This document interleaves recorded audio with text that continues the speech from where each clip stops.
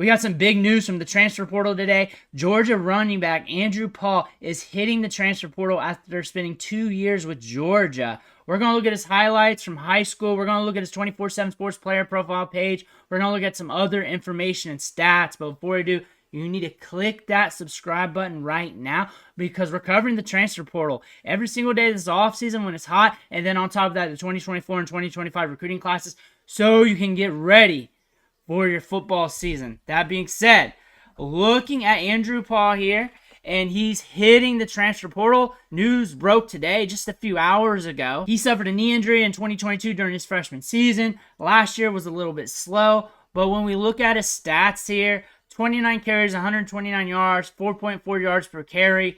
Georgia brought in more running backs this year. They're always going to bring in more running backs, and if you experience a setback, if you start off slow, you're going to end up the last guy on the totem pole there, and you might be transferring out, and that's a backfield we're just always going to have to pay attention to. Looking at his 24/7 Sports player profile page, he was a 3-star coming out and was rated as the 59th running back, but listed at 5'11", 220 pounds. The site has him at 214 right now, but that fluctuates. We all know that could be bigger, could be less, but the Georgia site has him at 214. Could be a little thicker, could be a little lighter. But he saw 24 offers, which is a lot of offers for somebody being ranked as a 3-star and 59th best running back in the class. Georgia, Clemson, Michigan, Auburn, Colorado. So good programs too. Top tier, experienced programs who are going after good players. Also, no scouting report. So again, when we look at him, we got to look at the highlights to really get a good feel of what he's about. Very productive in 2021, 2,600 yards and 41 touchdowns. His final year of high school. So that's one thing that when you were looking at his prospect profile in the recruiting scene, looking at that production, looking at a size on him, and then weighing that with his athleticism is something that could get you excited. On top of that, college football wanted him. 24 offers is pretty good on top of the schools that were after him and many more. But let's take a look at the tape. Let's see what he's working with back at high school because we only got a little bit to look at from Georgia. Where do you think he's going to go? Who do you think is going to be after him? Do you think it goes down G5? Do you think it goes down lower? Do you think he goes somewhere big? I'm just going to watch and find out. But let's go back to see what he looks like. We covered him 2 years ago. I see good feet for his size. We got good speed for his size, but we may want to unhitch the trailer a little bit. We'll see on some more runs. Hits the hole good. Assertiveness there. Gaping hole in the second level. Not letting him catch up, though.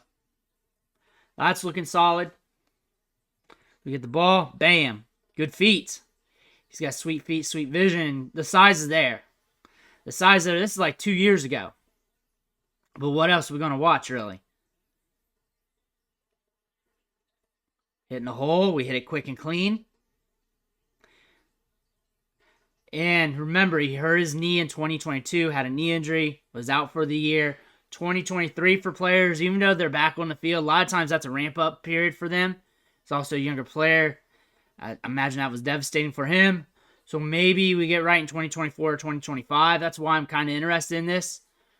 Georgia running backs, they just stockpile them. We do have some speed on the top end. The thing about Georgia, they've been collecting fast running backs. Guys running 10-4s, 10-5s, 10-6s. In this year's class, we've been talking about them. Covered like 2 or 3 of them. Finds the hole quick. His size and nature, like if I had to just think of a school that he would look good at, maybe because he's in red, maybe Wisconsin. Just bigger running back, sees the hole quick. But that's not a realistic thing or anything. I don't know anything. It's been 2 years. It's been 2 years. He's got to redo the process. If it was a year out, I'd guess one of the other top schools like Clemson or something that was looking at him, Colorado, Michigan, Auburn. But now he's got to feel the tea leaves out. Only he knows, and maybe he has got an idea already. Maybe there's an interview or something out there, but this just broke just a few hours ago. So it's probably going to take his time. Probably not take his time. Actually, he's got a small window to get to a new team. He's got good feet, though. He moves laterally very well. That's a trait that I want to say that stands out.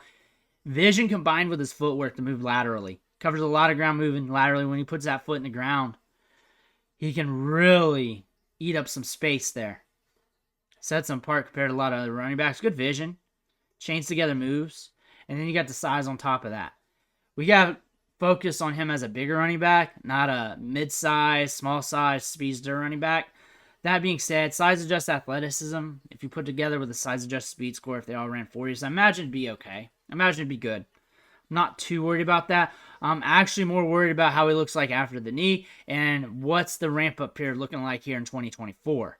That being said, he's very compact looking, very quick and swift-footed, moves laterally well. I could see him latching on with a new team. Maybe we go down to G5 for a year and come back up to the SEC. We see some running backs do that. We're also a 3-star. He might have been underranked during that time, I believe, when you look at his size-adjusted athleticism and his vision compared with his offers. College football liked him better than the recruiting sites. Puts together, moves good, has good contact balance. Feet are very light. Look at that. Finds the hole quick.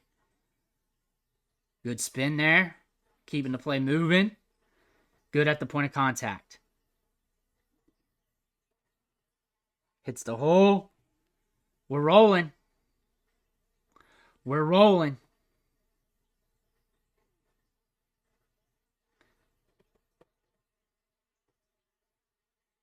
Yeah, wherever he goes, though, he's going to have to compete because we got 2 years in and we don't have much on the resume from those 2 years. I mean, granted, knee injury, 29 carries. On top of that, it's still something that you got to compete with because running back is a revolving door position. So it's just the nature of the beast here. But when we look at Andrew Paul here, we do see some goods to his game, but that was 2 years ago, mind you. We've had a big knee injury. We're ramping up from that. We should be all right now. We should be all right. That 2023 season, that season after the injury, I usually call that the ramp-up season. Some players don't really need it. Some players need more. But when we look at Andrew Paul here, we see a guy that can chain together moves, has good vision. We don't see the low lights, of course. These are highlights. But he can change together moves. He's got good size and thickness with that. Size-adjusted athleticism is there, but he's not a home run threat, so don't get that confused. When you adjust his speed and athleticism for his size, it's actually very compelling, and he moves well for his size, especially east and west. He can make guys miss and run over you. A very fascinating running back prospect. I can't wait to watch him throughout the process, see where he lands. But Andrew Paul does have some upside if he's still doing what he's showing on tape here. Let me know what you think in the comments below. Make sure to hit that subscribe button on the way out. Want to thank you for watching. Catch you on the next video.